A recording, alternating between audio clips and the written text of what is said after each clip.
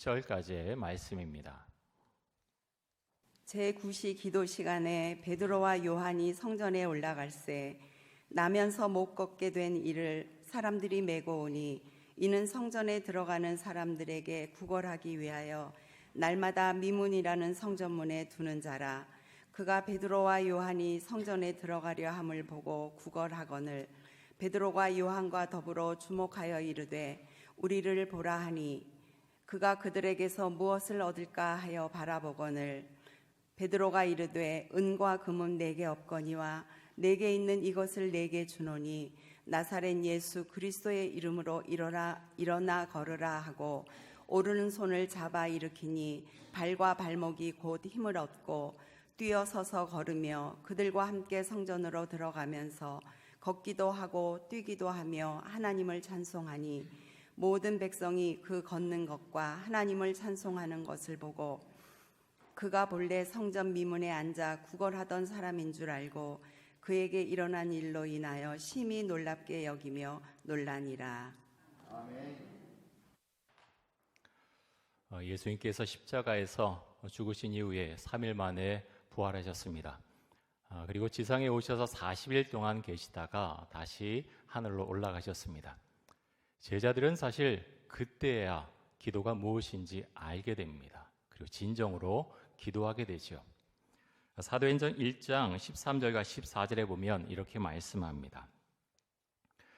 들어가 그들이 유하는 다락방으로 올라가니 베드로, 요한, 야고보, 안드레와 빌립, 도마와 바돌로메, 마테아 및 알페오의 아들 야고보, 셀로딘 시몬, 야고보의 아들 유다가 다 거기 있어 여자들과 예수의 어머니 마리아와 예수의 아우들과 더불어 마음을 같이하여 오로지 기도에 힘쓰더라. 아멘. 이번 다니엘 기도회를 통해서 참 많은 은혜를 받고 있는데요. 그 중에서도 제가 잊혀지지 않는 구절이 바로 사도행전 1장 14절 말씀입니다. 그들이 함께 모여 오로지 기도에 힘쓰더라. 제자들은 사실 그전에도 기도했습니다. 예수님에게서 하나님의 말씀을 배우지요. 3년 동안 배웠습니다. 참 많이 배웠겠지요. 그리고 기도도 배웠습니다. 주기도문도 배우고 예수님께서 기도하시는 모습 참 많이 봤습니다. 새벽 미명에 기도하는 모습 봤습니다. 밤새워 기도하는 것도 봤습니다. 그런데 언제 정말 제자들이 기도하게 되었는가? 예수님께서 이 땅을 완전히 떠나서 하늘로 가신 이후에 부활하시고 40일 동안 이 땅에 계신 이후에 그 하늘로 올라가신 이후에 제자들은 그때서야 비로소 진정으로 기도하게 됩니다. 그전에 기도했지만 기도의 능력을 그 전에는 사실 알지 못했습니다. 왜 기도해야 되는지 사실 잘 알지 못했다는 거죠. 예수님께서 이 땅을 떠나신 이후에 그들은 마음을 다해서 부르짖어 기도하기 시작합니다. 왜 기도합니까? 어떻게 할지 모르겠는 거예요. 예수님께서는 말씀하시기를 너희가 모든 족속에게 복음을 전하고 제자로 삼으라 라고 말씀하셨는데 여러분 뭐가 있습니까? 조직이 있나요? 교회가 큰 교회가 있나요? 돈이 있나요? 아무것도 없어요. 아무것도 없습니다. 주님께서 다만 말씀하시기를 모든 족속에 가서 복음을 전하고 그 사람들을 제자로 삼아라 라고 말씀하시고 그냥 하늘로 가셨습니다. 아무것도 없어요. 그래서 제자들이 무엇합니까? 기도합니다. 정말 간절하게 기도합니다. 그리고 함께 기도합니다. 그렇게 기도할 때 은혜가 나타나기 시작하지요. 가룟 유다를 대신해서 마띠아를 새로 사도로 선출하게 됩니다. 그리고 기도할 때 성령이 임합니다. 그리고 기도하고 성령 받자 이들은 완전히 이전과는 다른 사람이 됩니다. 베드로는 설교하지요. 많은 사람들 앞에서 설교합니다. 베드로가 설교하는 것을 듣고 많은 사람들이 회개하면서 세례를 받았지요. 3,000명이나 함께 세례를 받았다라고 말씀합니다. 이 사람들이 주축이 돼서 초대 예루살렘 교회가 만들어졌습니다. 여기서 여러분 우리가 알 수 있지요.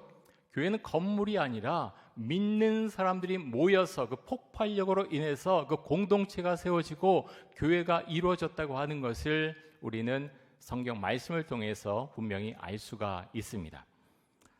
자, 사도행전 2장 46절과 47절에 보면 초대 예루살렘 교회의 모습이 어떠했는지 알 수가 있는데요. 우리 같이 한번 읽겠습니다. 날마다 마음을 같이하여 성전에 모이기를 힘쓰고 집에서 떡을 떼며 기쁨과 순전한 마음으로 음식을 먹고 하나님을 찬미하며 또 온 백성에게 칭송을 받으니 주께서 구원받는 사람을 날마다 더하게 하시니라. 아멘. 여러분 잘 보십시오. 아무것도 이들에게는 없었습니다. 조직도 없고 큰 교회도 없고 돈도 없었지만 이들이 뭐합니까? 기도했을 때 성령을 받았지요. 그 다음에 어떻게 됩니까? 날마다 마음을 같이 성전에 모였다라고 했습니다. 성전에 모여서 무엇을 했겠습니까? 예배드리고 기도했을 것입니다. 성전에서만 예배드리고 기도한 것이 아니라 가정에서도 그렇게 했겠지요.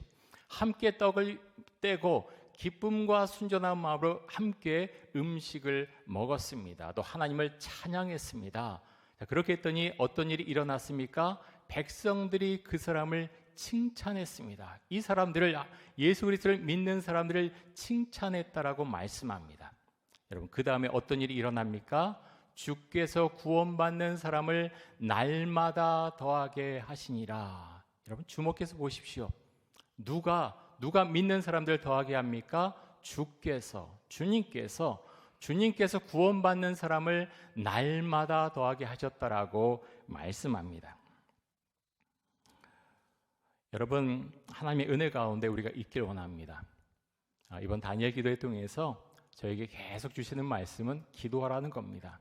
좀 더 정신 차려서 기도해라. 간절하게 기도해라. 내가 먼저 기도하고 그리고 성도들과 함께 기도해라. 기도해야 길이 보일 것이다. 하나님께서 계속해서 말씀을 하십니다. 자, 이렇게 은혜로운 공동체, 예루살렘 공동체의 모습, 그 가운데에서 베드로와 요한이 그 복음을 전하고 기도하는 삶을 계속해서 살아가는데요. 오늘 말씀에 보면은 이제 성전에 갑니다. 성전에 가서 이제 기도하러 가는 거죠. 유대인들은 보통 하루에 3번 기도를 합니다. 베드로와 요한도 유대인의 기도 습관을 따라서 성전에 기도하러 갔습니다. 사도행전 3장 1절에 나오는 제9시는 오후 3시를 말합니다. 오후 3시에 베드로와 요한이 기도하러 성전으로 가는데 미문 앞에 갔더니 한 사람이 앉아 있습니다. 그 사람이 누굽니까? 나면서부터 전혀 일어서지도 걸어보지 못했던 어떤 사람이 앉아서 무엇을 합니까? 구걸합니다. 여러분 생각해 보십시오. 삶이 얼마나 사실 비참합니까? 태어나면서부터 부모의 사랑을 받지 못했을 것입니다. 걸어본 적이 없습니다. 이 사람이 현실 가운데 실제적으로 할 수 있는 것이 무엇입니까? 구걸밖에 없습니다. 다른 것을 하고 싶어도 할 수 없었을 것입니다. 그런데 그 미문 앞에 앉아 있는데 베드로와 요한이 앞으로 다가옵니다. 그 사람들을 바라보면서 돈을 얻을 수 있을까? 그 사람들을 바라봅니다. 그런데 베드로가 이렇게 말하지요. 우리가 잘 아는 너무나 중요한 말씀입니다. 사도행전 3장 6절 말씀 한번 보겠습니다. 날이 춥고 이제 아내가 좀 훈훈하지요. 잠이 솔솔 오시는 분들이 좀 계신 것 같아요. 우리 말씀 크게 한번 읽으면서 잠을 한번 깨보면 좋겠습니다. 같이 한번 읽겠습니다. 베드로가 이르되 은과 금은 내게 없거니와 내게 있는 이것을 내게 주노니 나사렛 예수 그리스도의 이름으로 일어나 걸으라 하고. 아멘. 베드로가 은과 금이 없는 거 현실이죠. 맞습니다. 그에겐 돈이 없었습니다. 그런데 내게 있는 것이 있는데 그것을 너에게 주겠다. 나사렛 예수 그리스도의 이름으로 일어나 걸으라라고 말씀합니다. 능력 있게 말씀을 합니다. 자, 그렇게 말했더니 한 번도 일어서지도 걸어본 적이 없는 사람이 일어섰고 걷고 뛰었다라고 말씀합니다. 여러분, 이런 은혜가 우리의 삶 가운데 일어날 수 있기를 원합니다. 제가 이 말씀을 묵상하면서 2가지를 주님께서 주셨습니다. 첫 번째는 개인적인 삶의 자리에서 일어나라고 하는 것입니다. 병을 떨치고 일어나고 또 낭망하던 자리에서 일어나고 상한 마음을 치유하고 그 자리에서 일어나라라고 말씀하십니다.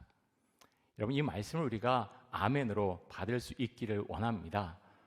인도네시아에서 온 그 목사님, 그 다니엘 기도회 때 인도네시아에서 온 그 목사님도 그렇고 또 순복음 교단의 안호수 목사님도 그렇고 그 이적에 대해서 병의 치유에 대해서 참 은혜롭게 말씀을 전하셨습니다. 제가 그 말씀 들으면서 참 많은 생각을 했습니다. 이 안호성 목사님이라는 분 이제 45살이라고 하십니다. 30살에 개척하셨고 이제 45살, 알지도 아는 사람도 없고 가본 적도 없는 울산에 가서 개척을 해서 이제 하나님께서 맡기신 사역을 잘 감당하고 있습니다. 근데 이분은 감리교단에서 자라나셨다고 합니다. 참석하지 않은 분들 위해 잠깐 설명을 드리겠습니다. 마치 교회 분위기가 우리하고 좀 비슷했던 것 같아요. 시골이었고요. 사람도 얼마 안 됐고 목사들이라서 심한 스트레스를 받고 자랐습니다. 그래서 그의 마음 가운데 정말 주 안에서 소망은 이 교회를 탈출해서 내가 목사들인 걸 모르는 사람들 그 곁에 가서 사는 것, 그것이 유일한 기도 제목이고 마음속의 소망이었습니다. 그렇게 열심히 노력해서 그가 영국으로 갔습니다. 하나님께서 그를 치십니다. 이유가 없는데 갑자기 속에 있는 것들이 다 염증이 생겨서 병원에 입원했는데 치료할 방법이 없다고 합니다. 열어봤지만 도저히 못 건드린다 그러면서 닫았다고 합니다. 치료 방법이 없으니까 고름을 빼내면서 삐쩍삐쩍 말라갑니다. 죽음의 일보 직전에 놓여있게 되었습니다. 그러다가 하나님께서 그를 살려주십니다. 그가 기도하지요. 주를 위해서 평생 헌신하겠습니다. 주의 종이 되겠습니다. 그런데 여러분, 사람의 마음이 정말 많이 그렇습니다. 아플 때는 다 알 것 같은데 병이 나면 마음이 좀 바뀝니다. 그래서 다시 기도하죠. 하나님, 죄송해요. 저번에 기도했던 거 그냥 잊어주세요. 하지만 하나님 잘 믿고 살아갈게요. 잊어주세요. 그래서 일본에 다시 유학을 갑니다. 그런데 다시 아프기 시작합니다. 너무 아파서 그렇게 병실 안에서 부르짖어 기도했다고 합니다. 하나님, 다시는 도망가지 않을게요. 주의 일을 하겠습니다. 라고 하고서 죽음의 문턱에서 다시 살아납니다. 그리고 감리교에서 한 번도 교회도 가본 적도 없는 순복음 교단으로 옮겨서 사역을 하게 됩니다. 부흥사가 되었죠. 아버지 그때 아마 단예기도에 오신 분들은 아실 거예요.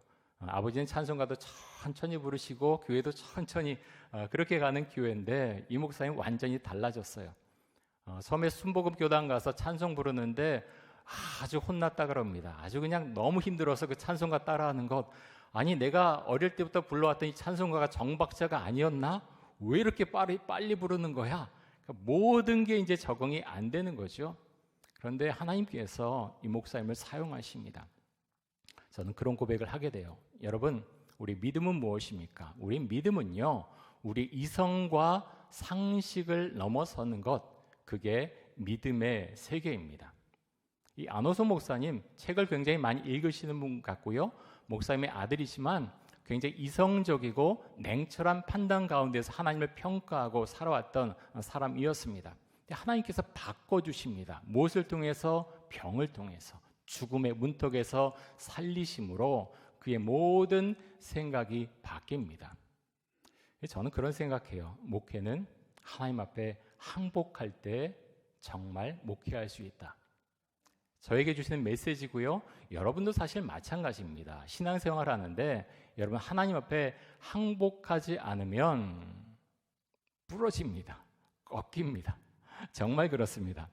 여러분, 그래서 하나님 앞에 내가 항복하지 않고 드리지 않은 것이 있다면 주님, 제가 이제 내려놓겠습니다. 항복하겠습니다. 주 앞에 그렇게 기도하실 수 있기를 바랍니다. 그게 손해보는 것 같은데요, 손해가 아니라 우리에게 큰 이익이 됩니다. 제가 일어나 걸으라 라는 이 말씀을 묵상하면서 주님께서 주신 두 번째 말씀은 우리 교회가 함께 일어나야 한다고 하는 것입니다. 여러분, 우리가 무엇으로 함께 일어나야 됩니까? 말씀과 기도로 일어나야 됩니다. 다른 것 없습니다. 여러분, 성경 말씀 요즘 읽으시죠? 말씀을 열심히 읽으십시오. 성령의 은총이 아니면 말씀 읽을 때 지루합니다. 읽기 싫습니다. 큐티, 그런 골치 아픈 걸 내가 왜 해야 되나 라고 생각할 생각하게 되지만 성령이 임하면 다시 보고 다시 들여다보게 됩니다. 기도, 지루하고 나 그거 안 해도 잘 사는데 왜 자꾸 기도하라고 하나?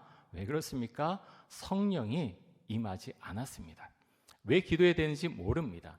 제자들 그 전에 기도했지요. 그런데 언제야 비로소 기도하게 됩니까? 진정한 기도를 드리게 됩니까? 예수님께서 십자가에서 죽으시고 부활하시고 하늘로 올라가신 이후에야 그들은 진정 기도가 무엇인지 알고 간절하게 기도하게 됩니다. 여러분, 우리가 그렇게 기도할 수 있기를 원합니다. 하나님께서 올해 계속 제 마음에 주시는 것은 너희가 말씀과 기도로 새로워져라. 그렇게 할 때 너희 교회 가운데 부흥의 역사가 있을 것이다. 특별히 이번 다니엘 기도회 통해서 계속해서 말씀하세요. 주님께서 우리 교회를 이끌어 주실 것입니다. 그런데 여러분, 그 전제가 있어요. 무엇입니까? 기도해야 됩니다. 간절하게 기도해야 됩니다. 교육부서도 마찬가지고요. 우리 장년들도 마찬가지입니다. 기도하지 않으면요, 다 잠들어 있습니다. 교회가 잠들어 있고 주의 영이 어디에 거할 곳이 없어요. 지난 주일이 교회 창립 74주년 기념 주일이었습니다. 지난 주일에 저는 일부 예배만 설교를 했는데, 제가 일부 예배 설교를 하면서 선교적 교회에 대해서 말씀을 드렸습니다. 여러분, 선교적 교회가 어떤 교회입니까?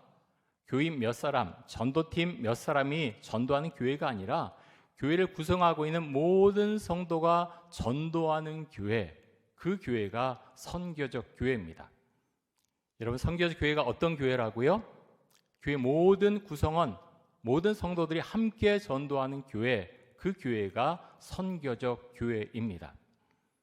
사랑의 교회를 개척하신 오카는 목사님, 교회가 무엇인가 굉장히 많이 고민을 했습니다.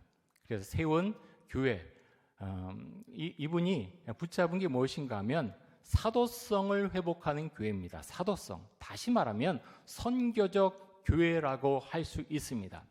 그 목사님 고민했어요. 왜 교인들이 이렇게 힘이 없는 것일까? 왜 말씀을 배우는데 왜 입을 떼지 못하고 복음을 전하지 못하는 것일까? 그래서 시작한 것이 제자 훈련입니다. 미친 듯이 몰입합니다. 주변에서 뭐라 그러는데 상관하지 않습니다. 나는 성경대로 하겠다, 이 길로 가겠다라고 하면서 모든 에너지를 거기에 몰아 넣습니다. 그렇게 했을 때 주님께서 그 목회에 은혜를 부어주셨습니다. 미국에서 목회하시는 리디머 교회를 섬기는 팀 켈러 목사님도 비슷합니다. 팀 켈러 목사님이 이렇게 말씀합니다. 모든 교인을 선교사로 세워라. 모든 교인을 선교사로 세워라. 모든 사람을 선교사로 세우라는 이 말은 평신도들을 세상에서 사역할 수 있는 제자로 세우고 이들을 세상으로 파송하라는 것을 말합니다. 여러분, 모두가 전임 그런 교육자가 되라는 것 아니죠. 하지만 성경적인 하나님을 믿는 사람, 제자는 어떤 사람입니까? 예루살렘 교회가 그것을 보여주지요. 성령을 받고 기도하고 은혜를 받으면 그 사람들이 흩어질지라도 나가서 복음 전합니다. 왜 그렇습니까? 그러지 않으면 견딜 수가 없기 때문에 복음을 전했던 것입니다.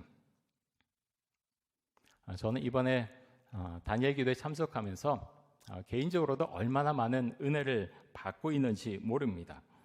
그런데 여러분, 왜 다니엘 기도회를 21일 동안 하는 것일까요? 다니엘 기도회 홈페이지에 들어가도 그 내용이 적혀 있지 않았습니다. 그런데 다니엘 10장에 보면 이런 말씀이 있습니다. 다니엘 10장 1절에서 3절까지 한번 보겠습니다.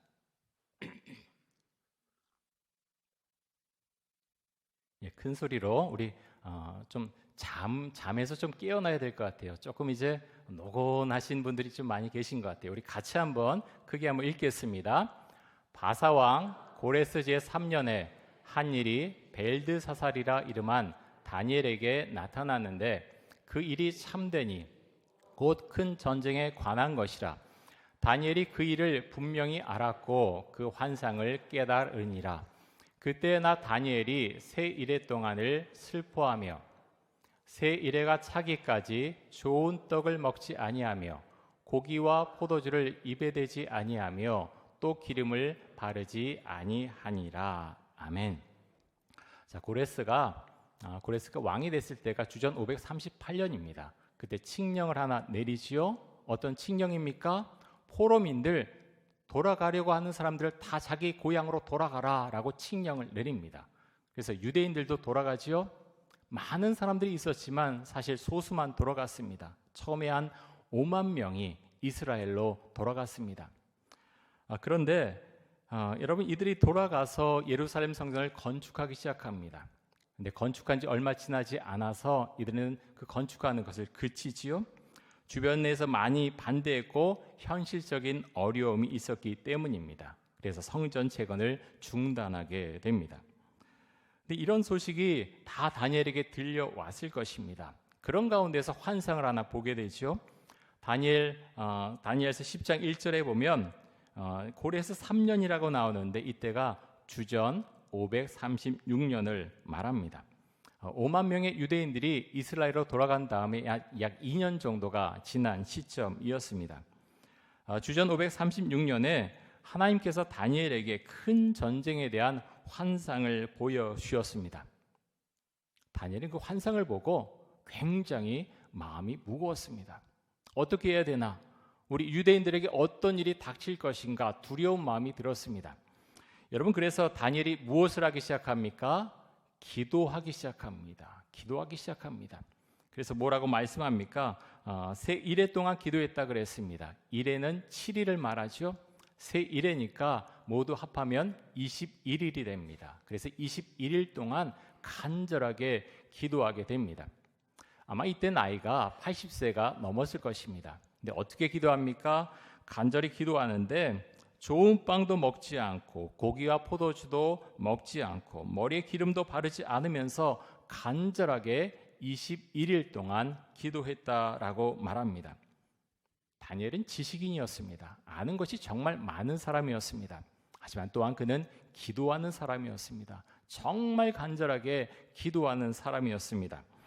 자, 다니엘서 6장 10절 말씀에 보면 이렇게 말씀합니다. 제가 보겠습니다. 다니엘이 이 조서에 왕의 도장이 찍힌 것을 알고도 자기 집에 돌아가서는 윗방에 올라가 예루살렘으로 향한 창문을 열고 전에 하던 대로 하루 3번씩 무릎을 꿇고 기도하며 그의 하나님께 감사하였더라. 여러분, 이 상황을 아시죠? 지금 어떤 일이 일어났느냐 하면 왕이 조서를 내리는데 뭐라고 되어 있냐면 왕 외에 다른 신이나 사람에게 절을 하거나 기도하면 그 사람은 사자굴에 넣을 것이다. 이런 조서가 내렸습니다. 다니엘은 이미 알고 있었죠. 너무나 잘 알고 있었지만 어떻게 합니까? 평소에 하던 대로 예루살렘을 향해서 창문을 열고 무릎을 꿇고 어떤 기도를 드립니까? 감사 기도했다 그랬습니다. 그의 하나님께 감사하였더라. 여러분, 기도는 액세서리 같은 게 아니죠. 한번 생각나면 기도 한번 하면 참 좋을 것 같아 라고 하는 게 기도가 아닙니다. 다니엘은요, 목숨 걸고 기도했습니다. 마치 숨 쉬는 것 같았습니다. 내가 기도하지 않으면 내가 죽기 때문에 나는 기도한다. 내가 기도하다가 죽을지언정 나는 기도하겠다. 그리고 감사 기도하겠다라고 다니엘은 작정하고 기도합니다. 여러분, 지금 어떻게 살고 계십니까? 여러 가지 장애물들이 있으신 분 계시죠? 어떻게 하십니까? 생각하십니까? 열심히 뭔가를 헤쳐나가기 위해서 노력하십니까? 다 필요하죠. 필요합니다. 그런데 여러분, 우리가 예수 그리스도를 믿는 사람이라는 증거는 무엇입니까? 기도하는 것입니다. 간절히 기도하는 것입니다. 정말 하나님을 믿고 하나님을 신뢰하고 주 앞에 나아가서 다니엘처럼 초대 예루살렘 교회 교인들처럼 나가서 기도하는 것입니다.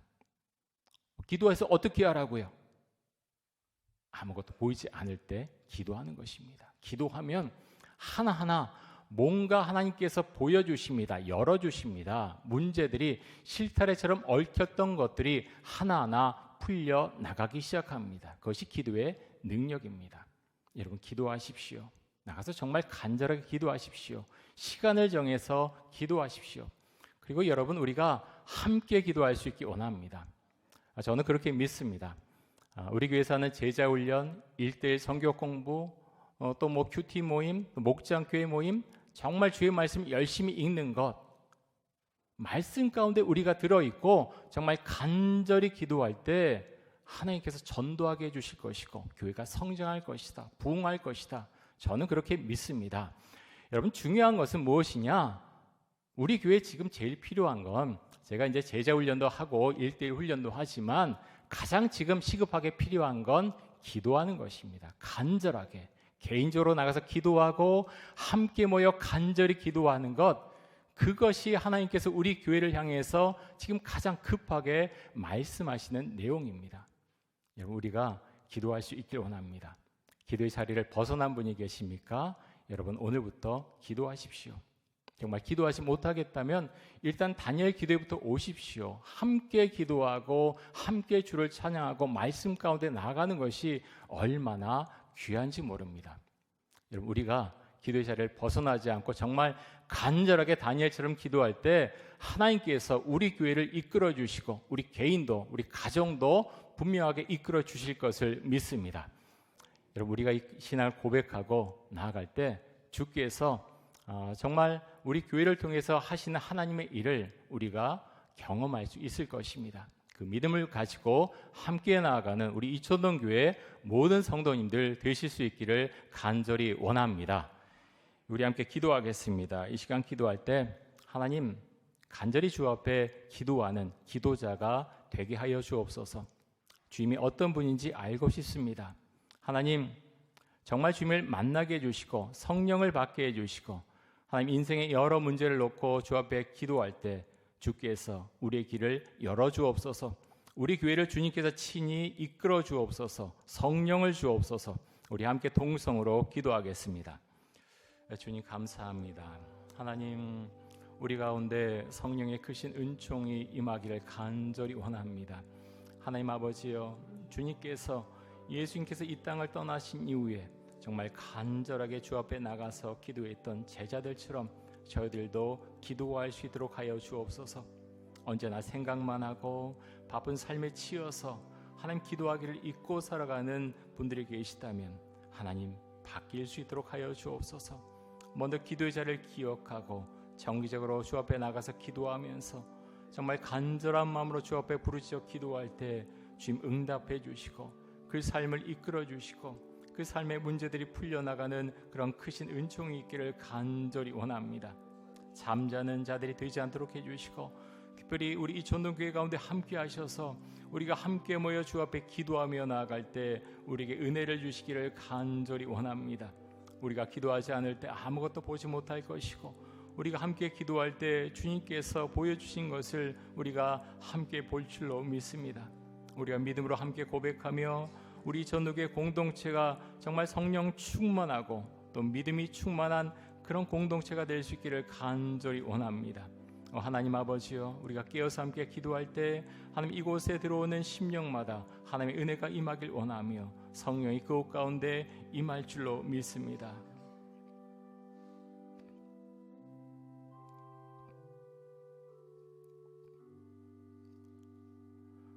주님, 감사합니다. 우리가 주님을 믿고 살아가는데 정말 주 앞에 간절히 기도하는 기도자들로 삼아주시기를 간절히 원합니다. 하나님, 말씀을 읽게 해주시고 예수님을 만나게 하여 주옵소서. 성령을 받게 해주시고 하나님, 예수님의 제자로 이 세상을 살아가면서 전도자가 될 수 있도록 주님께서 은총을 더하여 주옵소서.